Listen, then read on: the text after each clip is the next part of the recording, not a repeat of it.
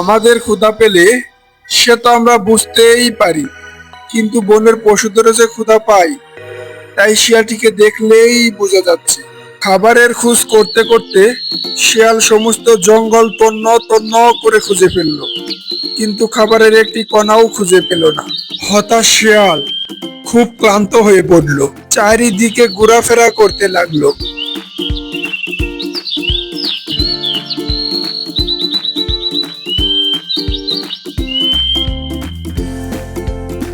এমন সময় সে একটি আঙ্গুর গাছ দেখতে পেল। গাছটি অন্য একটি গাছকে জড়িয়ে উপরে উঠে গেছে, আর তা থেকে থুকা থুকা পাকা রসালু এবং সুস্বাদু আঙ্গুর ঝুলছে। শিয়ালের তো জিভের জল এসে গেল, ভাবলো যাক, এবার দুঃখের অবসান হলো। কিন্তু আঙ্গুরগুলো তো অনেক উঁচুতে আছে, কি করে সংগ্রহ করা যায়? এই বলে সে বারবার লাফ দিয়ে সেগুলো পাড়ার চেষ্টা করলো, কিন্তু আঙ্গুরগুলি শিয়ালের নাগালের মধ্যেই এলো না।